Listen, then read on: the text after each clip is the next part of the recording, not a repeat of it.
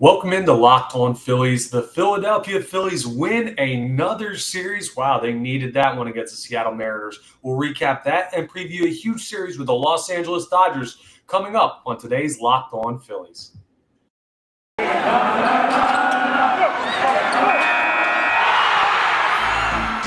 are Locked On Phillies, your daily Philadelphia Phillies podcast. Part of the Locked On Podcast Network, your team every day.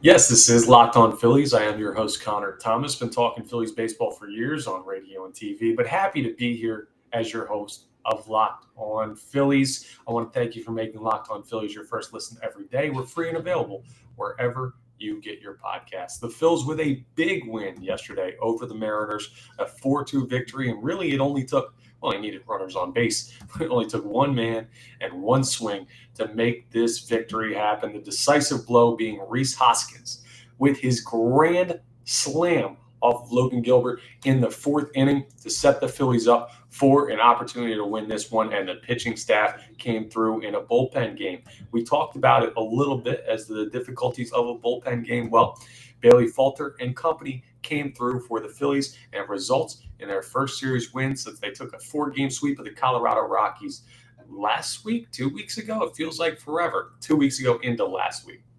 Let's talk through the scoring plays real quick because, well, the Mariners got it going first. Off of Bailey Falter, they got an RBI single in the bottom of the third to start the scoring. Well, I can't talk right now. And that basically did it for Bailey Falter's day. But he gave you, well, what'd you get out of Bailey Falter as a starter? More than really I would have expected on such short notice and being put in a rough situation. You got 4 2/3. Oh, my bad. I thought it was the third inning when they pulled him in. They had already gotten through the fourth inning, so he got 4 2/3. He gave up 5 hits, but only allowed 1 run and 1 earned. He struck out 4. It was a strong 65-pitch performance from the young lefty that was followed up by a nice outing by Sir Anthony Dominguez. Did not give up a run. Jose Alvarado only allowed 1, and the Juris Familia worked out of a jam. And Corey Knebel came in and gave you an innings plus worth of work to record his save. And, well, that'll get it done. Despite the 1 run scored in the third inning, well, then the Phillies answered in the top of the fourth. The very next frame, they get that grand slam from Rhys Hoskins to put them up 4-1. And the bullpen did their job, only allowing, like I said, Juris Familia worked out of a jam. Ty France, he's an RBI machine. He had another one in the 7th off of Familia with an RBI single. But then worked out of some trouble, and the Mariners were shut down the rest of the way. It was just a quality, good baseball win for the Philadelphia Phillies. There's nothing much more to say, but solid defense. The offense was a little bit quiet. We'll go through the box score here and talk about what the guys did throughout the lineup. Nothing all that special outside of Rhys Hoskins' grand slam, but sometimes all you need is one guy to step up. Kyle Schwarber was 0 for in the leadoff spot. We're going to talk a little bit about that in the final segment and the points of concern as we get ready for this Dodgers series. But you got 2 hits from Alec Bohm, who's still batting over 300. You got 1 from Bryce Harper, which is fine, and then 2 from Rhys Hoskins. The only other person with a hit in the game for the Phillies was Garrett Stubbs, the backup catcher who got the start for JT Realmuto. But it was a good opportunity for Rhys Hoskins to have a little bit of a breakthrough, batting only .222 still following a strong game with 2 hits. So he needs to continue to do well. And he struck out twice in that game yesterday, but got the win. That's all that matters, and it was off of his swing. Oh, the only other thing, well, Gene Segura had a nice 2-walk day, and he extended his hitting streak as well. So 9-game hitting streak for Gene. Rhys Hoskins with a grand slam. No complaints at all. That's a good momentum shifter for the Philadelphia Phillies, what they did in that series out there in Seattle. And doing it against Logan Gilbert, well, that is important because even after giving up the grand slam and having 4 earned runs in just 5 innings of work, still got a 2.13 ERA. He had the lowest ERA on the Seattle Mariners team coming into this one. And it was nice to take advantage of a young pitcher, even though he didn't make many mistakes and he didn't get many hits off of him. And he had an all right strikeout day as well. The Phillies, of course, being a team that are susceptible to the strikeout. 9 Ks for Logan Gilbert in this one on 95 pitches through 5 innings. You won. You did what you needed to do to grind out a win. And that's one of those gutsy wins that we haven't really seen all that much from the Philadelphia Phillies so far this year. It's either they blow a team out or they get blown out. Those tight games, well, they've been getting some unlucky bounces where they've been going the other team's way. Not in this one. And the Mariners, who are a struggling team right now, well, the Phillies take advantage of that. And they needed that because this is not an easy West Coast trip. Their schedule gets significantly harder from here. In the next segment, we're going to run through that schedule. Actually, let's do it now because we're going to preview what the Dodgers and Phillies are lining up with in this next series, which starts tonight out on the West Coast. Another late night game that you're going to have to stay up with. We got our one afternoon game, but unfortunately, now it's back to those late starts with a 10-10 first pitch in Los Angeles tonight. But listen to this stretch before we preview the Dodgers series. Well, now the Phillies have 4 in Los Angeles against the Dodgers, 3 in San Diego, or 3 back home here in Philadelphia, but versus the San Diego Padres. Not easy games there. 3 more at home against the Dodgers. Then you go on the road and you see the Atlanta Braves for the first time for 4, the Mets for 3 at Citi Field, and then you round out the month with 3 at home with Gabe Kapler and the San Francisco Giants. There's not an easy series the rest of the way. There's probably not even a series the rest of this month where the Philadelphia Phillies are going to be favored to win the series unless they get really hot and something crazy starts happening. So, well, you got to go ahead and collect wins where you can. And yesterday, the Philadelphia Phillies were able to do that. Now, able to do that against Seattle Mariners does not mean you're necessarily going to get that opportunity against the Los Angeles Dodgers. The pitching matchups in this next series are unbelievable. That's something that we're going to get into in this next segment. We're going to break down the starting pitching matchups and see who's got the advantage against who. Is there a single game where the Philadelphia Phillies have an advantage?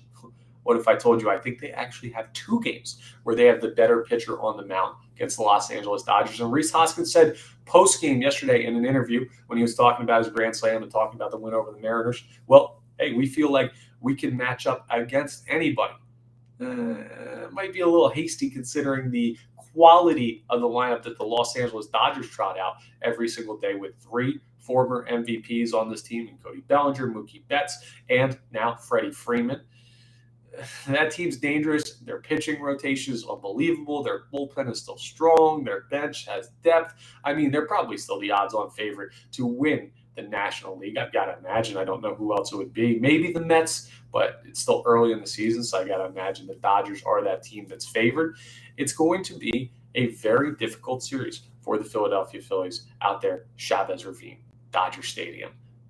I mean, these are the ones, though, that are worth staying up for because this is exciting baseball. These are the teams that you want to see the Phillies compete against if they're going to actually make noise late September into October, making that playoff push and eventually making it in. So much to break down. A pivotal series, and this one for me, more so even than seeing the Mets early in the season because they don't have DeGrom and everyone's still working stuff out.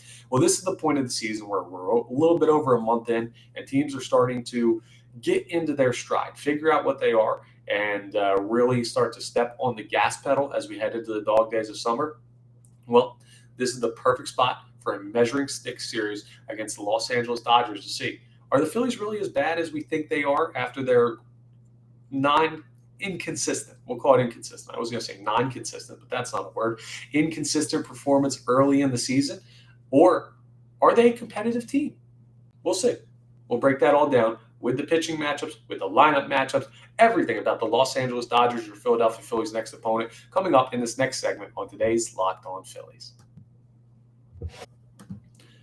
You know what I'm doing to get ready for all of these late nights out on the West Coast? I got to have my energy up. I got to be feeling good. That's why I've been taking Athletic Greens. Well, I take it every day anyway because AG1 Athletic Greens is amazing. I use their product literally every day. I started taking it because I don't eat that well. I'm a mid-20s guy. Like, my diet is terrible, just like probably a lot of yours out there, and there's no shame in that. But Athletic Greens can help you without overhauling your whole diet, get the nutrients and superfoods, everything you need to get in there. Listen, you can get multivitamins and everything incredible that you need to start your day from taking AG1. They have 75 high-quality vitamins, minerals, whole food source superfoods, probiotics, and adaptogens, all in just one little drink. that you drink, and it doesn't even taste like, oh, nasty health stuff. No, it tastes fine. You can drink it every morning, enjoy starting your day with it. It's important to have some type of multivitamin in your diet, and with AG1, you're getting the highest quality ones offered. You don't even have to think. You don't have to think, oh, is this good for me? Is this good for me? How do I mix these things together? They've done it for you. They've got the formula. You just drop it in some water, you put it in, and everything's great. And to make it easy, listen to this. Athletic Greens is going to give you a free 1-year supply of immune-supporting vitamin D and 5 free travel packs with your first purchase. All you have to do is visit athleticgreens.com/MLB Network. Again, that is athleticgreens.com/MLB Network to take ownership over your health and pick up the ultimate daily nutritional insurance from our friends over at Athletic Greens. All right, it is Dodgers series time, and you know what that means. Oh, yeah, it's time for some late night Locked On Nows again. Now, thank you as always for making Locked On Phillies your first listen every day. Free and available wherever you get your podcast. Locked On Nows are our immediate reactions across the whole Locked On MLB channel. So you can check it out from all of the teams across Major League Baseball. You can only get it here. It's specific to Locked On because we have the only hosts that give you your team every day. And they'll also give you their immediate reactions to games on our Locked On Now podcast. Check it out. It's unique to Locked On. You can't find it anywhere else. But the easy thing is it's not hard to find from us. It's available wherever you get your podcast. So check out Locked On Nows with our immediate reactions to each game, breaking news, and all the big storylines from Major League Baseball. Okay, let's get into this Los Angeles Dodgers series. 4 games against the Dodgers tonight, of course, is the first one, but we're going to start with the pitching matchups in this series. Starting tonight, we have Zach Wheeler towing the mound for the Philadelphia Phillies against Tyler Anderson of the Los Angeles Dodgers. That's the first matchup where, okay, Tyler Anderson, not bad. You're looking at a situation where he started the series, and basically everyone, we're going to run down the Los Angeles Dodgers pitching rotation and how nasty these guys are. But Tyler Anderson right now, well, he's got 2.78 ERA. He is 3-0. He has 22 Ks, a whip below 1. He has not tallied a loss on the year, and he's been really good for the Dodgers, just like all of them. But frankly, when I look at those two names, I like Zach Wheeler in that matchup. That's where we currently stand. As far as my preference in that pitching matchup. Doesn't mean the Phillies are going to win. I'm just giving the nod talent-wise to Zach Wheeler right now. Next game, you have Kyle Gibson versus Clayton Kershaw. It's hard to go against Kershaw in general, but he's had a resurgent year at 34 years of age for the Dodgers. He's 4-0, has not lost yet, a 1.80 ERA, 32 Ks, and a whip of .73. Got to give the nod to Kershaw on that one. It'd be completely unfair to take it away from the Lock Hall of Famer having an incredible year. So the Kershaw is favored in that pitching matchup. Then you have Ranger Suarez versus Walker Bueller. Mueller, one of the top Cy Young candidates coming into this season. Well, he's 4-1. He actually has a loss, so he stinks compared to those other two guys. No, he's still nasty. He's got a 1.96 ERA, a 1.06 whip, 32 strikeouts on the year, and he's been great as well. Another ERA below 2. Man, I can't go with Ranger Suarez, even though it seems like he's figuring some stuff out. Walker Bueller is the more proven pitcher, and he's the more talented one in that matchup. But then the Phillies get another opportunity to have the better pitcher in a matchup with Aaron Nola taking on Julio Urias in the final game of this one. Urias just 2-2, but a 2.1 ERA, a 1.10 whip. He's great. He's a very good pitcher, but I like Nola better just talent-wise right now. Urias is still a younger pitcher. I think he's got a higher ceiling probably than Aaron Nola, and he gets lost near the back end of that Los Angeles Dodgers rotation because it's so darn talented. But right now, I will take Nola. My only issue is we talked about it following Nola's Game 2 performance against Seattle. Well, he's not great in series-ending games or opportunities for you to split or win a series, so that could be another high-pressure situation for Aaron Nola. We'll go ahead and we'll see what he's got coming up as far as that's concerned. So that'll be an interesting game, but that's what we're looking at between the Dodgers and the Phillies. For the pitching matchups, I like Zach Wheeler and Aaron Nola's matchup. I don't like Kyle Gibson and Ranger Suarez's matchup. Something interesting you may have heard. I have not said Zach Eflin's name. This is something else that's it's not really going to pop up as much in the Dodgers series, because they have an off day following it. So it sets up nicely. They'll play Thursday, Friday, Saturday, Sunday, then have an off day Monday to travel back to Philadelphia. But Because of that, it looks like the Phillies are planning on rolling a 4-man rotation until Zach Eflin gets off of the COVID IL list. So the Bailey Falter win in the spot start, well, it looks like they won't have to rely on that again. Wheeler, Gibson, Suarez, Nola are the next 4 after this series with the Dodgers. So same exact order there. Let's take a look at some of the top performers for the Los Angeles Dodgers so far, though, and we'll look at who the Phillies have to be worried about, who's having a good year for the Dodgers as we get ready for our players to have to face them. Well, right now, leading the Los Angeles Dodgers in team averages, my computer was updating there. Freddie Freeman with 315. I mean, he's been unbelievable since he started off slow, and then he got that series against the Braves where he hit like multiple home runs that really opened something up for him. Gavin Lux out in left field, batting 269. You know, you look at some of the numbers, and offensive numbers are down all around baseball. Trey Turner's batting 259. Mookie Betts batting just 250. Chris Taylor, who's been DHing primarily for them, is batting 247. Bellinger batting 206. Will Smith, who's been catching for him, batting 232. Justin Turner is batting under 200, and so is Max Muncy, who's been playing second base for them. He's batting 138.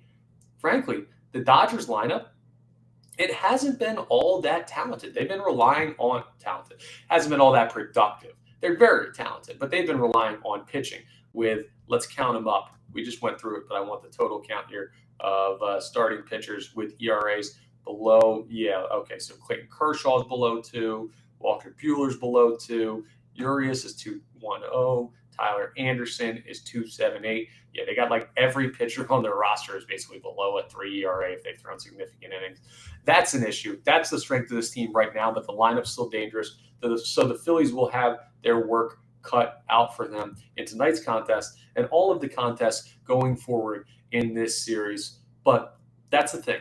You don't pay attention to that and you think, okay, well, the Phillies are going to see a really strong lineup. They're facing really strong pitching. They're going to be in trouble. But when you actually look at the lineup and what's going on out there with the Dodgers, because we don't see them very often. They're out on the West Coast. They play the late night games. That lineup has been underperforming out there. I'm sure they're not really worried about the potential of that team because they're just too talented to fail right now. They're going to be in the playoffs. They're probably going to win the West. And if they end up losing it to the San Francisco Giants somehow, well, they're still going to get into the dance. They're still going to have a chance. And this team is built for October. Talking, of course, about the Los Angeles Dodgers, not the Philadelphia Phillies, who we don't even know if they're built for September yet. But they're susceptible right now. So there's a chance that the Philadelphia Phillies will be able to go ahead and take care of some business in the series and steal a couple games as the Dodgers continue to work stuff out early season offensively. Now, I'm going to tell you coming up a little bit more about the standing of the Philadelphia Phillies. But first, I want to tell you about another one of our sponsors for this episode, and that is Bet Online. Our partners at Bet Online continue to be the number one source for all of your betting and sports info, betting needs and sports info, that is. Find all of the latest odds, news, and sports developments, including this year's basketball playoffs, Major League Baseball scores, fights, and even next season's NFL futures. I've been watching a lot of MMA lately when it's on, just finding it late night, waiting for these games to come on. You can find all of the odds on that, and with the NFL schedule coming out today, today's NFL schedule day, well, you can get some early win totals and everything like that. Go check that out from Bet Online. That's because Bet Online is your continued source for all of your sporting wagering information, live betting, to playoffs, to esports, and more. So head to the website today or use your mobile device to learn more about the trends in action. Bet Online, it's where the game starts. Now, I got to make this last segment quick because I'm up against it. I've got an interview coming up with a local podcast. So I'll go ahead and tweet out from all of our socials. But I just want to take some stock in the division as we wrap up this episode of Locked On Phillies. Right now, the Mets running away with the division at 22-11. They're unbelievable right now. They're 9-5 at home. They're 13-6 away. That's just a mark of a really good team. And you got to hope they cool off. But the Phillies, well, you may feel like they're way out of it. Listen to some of the records of other teams in the division. The Braves are in second place at 15-17. The Phillies are in third place at 14-17. Marlins are also 14-17.